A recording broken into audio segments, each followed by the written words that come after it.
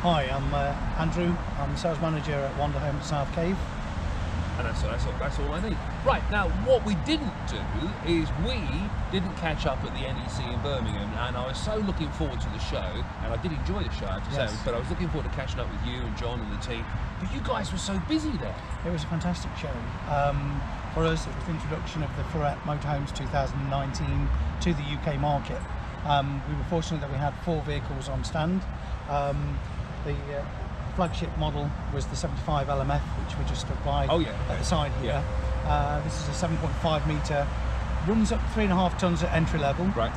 It is possible to upgrade chassis up to 4.4 tonnes, so if we have customers that want a good payload, then it's an option from this manufacturer to do this. And how does this fit into, not necessarily their range, because they've probably got a huge range, but the range of Florium you've got in this, you've got 4, is it? You've got 4 in the range? Yeah, currently we've ordered more vehicles, but they are a bespoke manufacturer, and so we have to dovetail into their builds. So as I say, we were fortunate to get 4, which gave us a fair representation of the range. Yeah. So as I say, as far as the vehicles that we have, this is the range topping class. Right, okay. They're also coach built, so this is referred to as an A class within the range, which is an integral body system.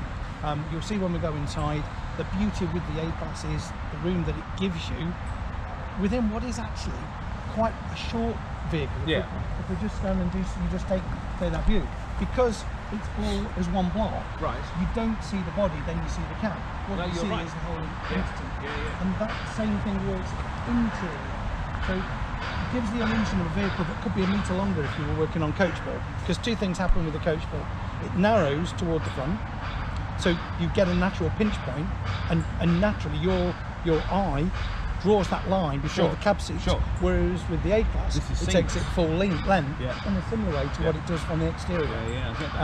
You'll also notice on the side of the vehicle here that there are lockers. That locker that you see mid-ship. There's a little one down the bottom? A little one down at the bottom there, which is about 12 inches deep.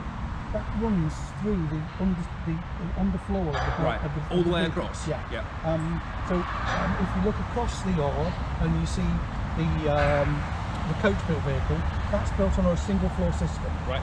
The A-Class is built on a double floor system. The purpose of that is that they can integrate all of the ancillaries, so water tanks, etc. Everything goes in board, so it's naturally winterized. And as a result, you have extra carrying capacity. So that locker is really good for deck chairs, maybe gazebos, etc. And you also have the garage, which there is a larger door at the rear that gives ease of access for gas barbecues, bulky items that you might want to take away with you. Well, I saw a little bit of you actually on YouTube. I'm sure it was this one. If it wasn't this one, it was one of the others. But the size of these garages is huge. Yeah, heated and lit. You have power in there, so it is. We refer to it as space. It's not really that. It's just really good external storage. And the thing when you buy a motorhome, what a lot of people miss is what they do with all the kit, because they might migrate from a caravan. So at that point, they've had a car, they've had a caravan. What they've had is they've had a boot. Maybe they've had an estate car, maybe they have a Range Rover, or other vehicles are available. Yeah, sure. But that big 4x4, what do you do with all the gear that you put in there? You go to a motorhome, what you've got is you've got a layout that works really well, which is just seating, so it feels very open, but it's impractical. A bit tight and storage, So what you'll see with this vehicle as we go inside is actually for a van that isn't big, 7.5 metres is kind of average. The weight at 3.5 tonnes, anybody can drive it. Right. Okay. No special license required. And it's still got a fair payload. It's just under 400 kilos. And let me just ask you about the relationship, just for context, before we go inside, in terms of how the relationship came about between you and the guys that make this in France. Because I can understand how you've got a relationship with Swift down the road there, or Willoughby, or any of these guys. But France is a long way away. So how did that happen? Evolution, I would say. It became obvious to us as we were growing into this marketplace with motorhomes. What you're looking at is you're looking at what do you offer the customer that bought from you 3 years ago? Does he come back and buy the same vehicle? Some people do that. A lot of people, it's a taster. Yeah. So it's okay. I could afford something better, I could afford something bigger, I could afford something grander. We like to offer a choice. So rather than the same ingredients, try and mix that up a little bit, make it interesting, makes it interesting for us. Yeah. The MD and I went out to Dusseldorf, which is the big show, starts the year, to have a look 2 years ago. And we thought we would end up with a German brand, actually. Yeah.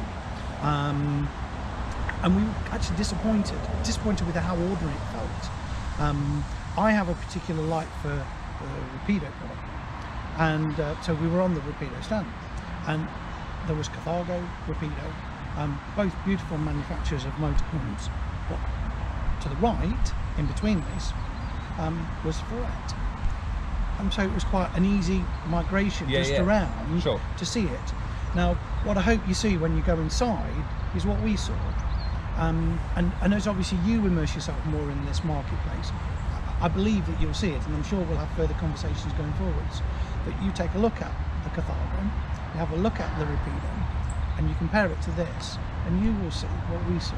Okay, brilliant. Well, you've been saying about seeing it inside, so let's do that, because the outside is stunning, as you say, and I love the kind of cream finish. I mean, that in itself is a lovely thing, isn't it? Well, it's just, again, Steve and I actually, I haven't been in the industry full time for that long, but I've been around the industry for pretty much all of my life. Yeah. This is like an antique white finish, which arcs back to very classical coach-built caravans of a day. And we particularly like that exterior finish as well. But as I say, that's one cue. But the big thing for us was the quality of what you see inside. Right, head on, let's go. One of the features with this manufacturer is the quality of the GRP. So the roof system is a one piece, as you see. Having a critical eye, what we saw was the way that everything is finished and detailed around the trim line edges, how the cab is integrated, and as you see on the polyester roof, the GRP roof up at the top there, it's not seems there's a join on the bridge line there, but it's very clean, isn't it? It's very clean, crisp. You do not see that on a majority of motorhomes that are on the market these days. Totally. The area where the vehicles are produced is near La Rochelle, right? In a place called Benet. It's synonymous with boat building. So we're in Hull, so it's Caravan City. Over there, it's boat town.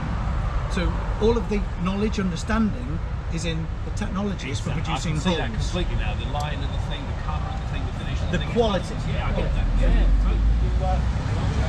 No, just coming towards the rear, which is where you can actually feel it. If you look at that, it's curved both ways. Beautiful, isn't it? It's not a single 2D form. And you look at this edge here, seamless. There's no excess of sealant. There must be a join there. There is a join. join. Never know, would you? You would never know. Looking at that, you'd think it was one piece. And similarly, around this edge in here, super neat. Yeah, really cool. And it's this kind of attention to detail. Now that comes out of the fact that they're not trying to build 30 vehicles a day, right? Which are most of the competitors do. Yeah. These guys are producing between 6 and 10 vehicles.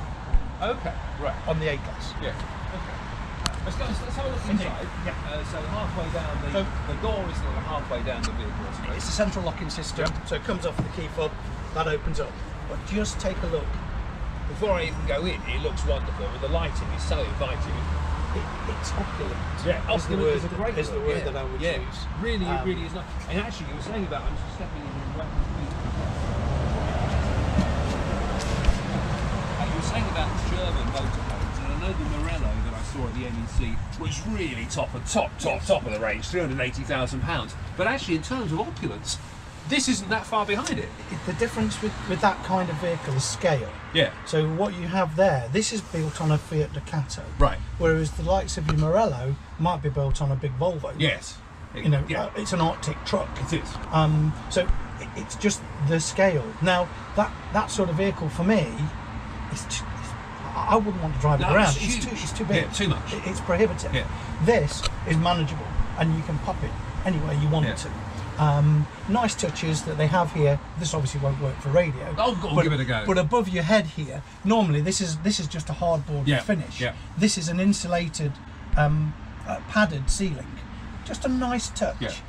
Different to the standard. Things that we have here, we have these aircraft lockers which are beautifully illuminated. Everything works.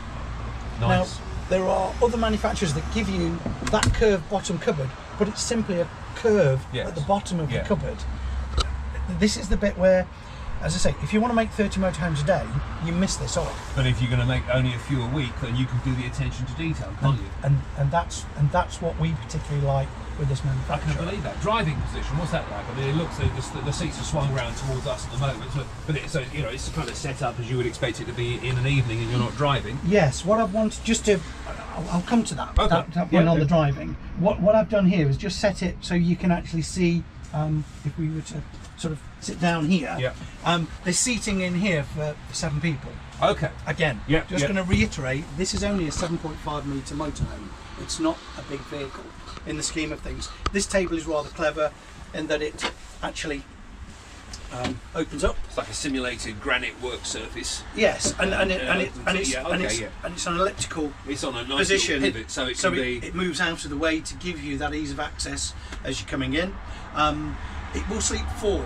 Right. So I'd like to show you that. Well, do show me, because I'm looking around and thinking, right, where are the beds? I mean, there's this kind of Luton style thing above the driver's position. Is that a bed position? Yeah. What this does, rather cleverly, if we just move slightly backwards, what I need to do, the seat system is rather clever. The seat's getting folded down at the front, or at least half folded down, right? They collapse just to give us a little bit of room. Yeah. Because ordinarily on a coach built, you have an electric bed that comes down from the ceiling. Yeah.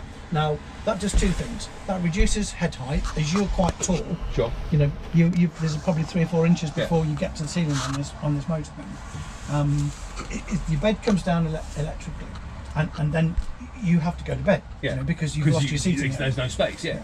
With the A-Class, if you look at this, everything goes. Yeah. Double bed comes sliding down. Lights come on. Yeah. There's your double bed at a reasonable height. There's a good bit of room on there as well. Yeah, and so the bed is sort of a queen size bed. Yes, it's 4.5 feet, 6 foot 5 on its length. So there's plenty of room, ladder to give you access, but you've still got space here where you can sit out and go to bed. Isn't that deceptive, that bed bit? Because actually when that was in the up position, you wouldn't think there was quite enough room there for a bed of that size. No, because it's actually detailed, and what you think it's illuminated ceiling, because you've got that beautiful LED system which is giving you 360 degree of lighting.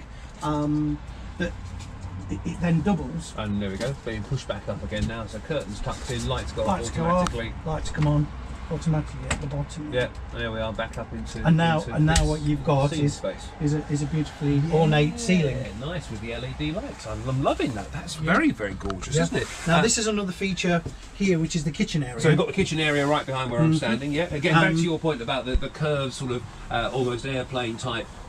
These not like got a press button here. Like the drawers underneath the sink, lovely and solid. I mean, you know, they're beautifully finished again. And I love the curves on these. Now that's a feature. Interesting that you bring that up. Yeah. Because I haven't prompted you. No, not at all. The curved kitchen is a feature. I can't say unique because it's been copied. Yeah. Because Argo copied that from our friends at Ferriday. Okay. So both the curve on the detail above the kitchen there, and the curve for the kitchen unit itself, because obviously it's much easier just to do something in a diagonal form. Of course it is, yeah. Gives you the same fit, but that little detail gives something interesting to the eye. It does, and it's actually, if nothing else, it gives you the perception of there being a little bit more space here, but between the seating area and the bit that goes through to the bedroom. Yes. Main bedroom at the back then? Main bedroom at the back. This is an island bed, so very easy to get off either side. Previously, before this idea came about, it would either be a French bed or a transverse bed, which always, if you want to get up in the middle of the night, most people do in the middle of the night, you need to get out of bed, you've got to call over each other. Right. With the island bed, obviously you get out either side, and the way that this works, you've got a hinging door that gives you privacy for the shower, gives you a changing area, and gives you a separate room at the rear. You know, it's not my job to stand here and be an agent for your company or for their company or for anybody else's company, but I've got to say this is an impressive bit of kit.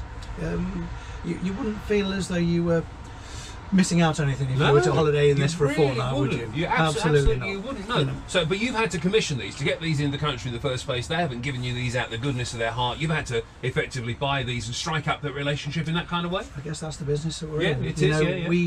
We have to look at this with a critical eye ourselves. We have to make a judgment rather than following the herd and going with another 20 dealers buying a brand that is a safe bet. Yeah.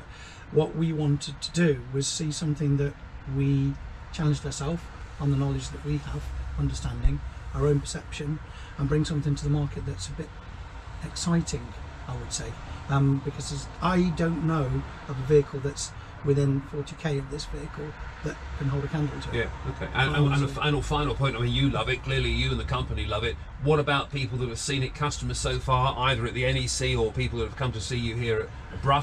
What are they saying? Well, I'd refer back to most of the industry. They question what we did and said, you know, you're going to spend an awful lot of money on marketing to sell these vehicles. Yeah. This range outsold everything that we took to the show. Yeah. And nobody had seen it. So I think that speaks volume for it. You know, the customers, they always say, in any industry that you work in, your customers all generally always know more than you do. And that's no different in this industry. You know, the people that buy motorhomes at this price point know what they're doing, know the market, and they know quality when they see it. So, you know, we can come up with all the superlatives that you like to describe something, but the honest answer is that customers can see it. You open this cupboard, I mean, even just the action of that handle, you see the finish inside there. I'd be very proud to own this motorhome.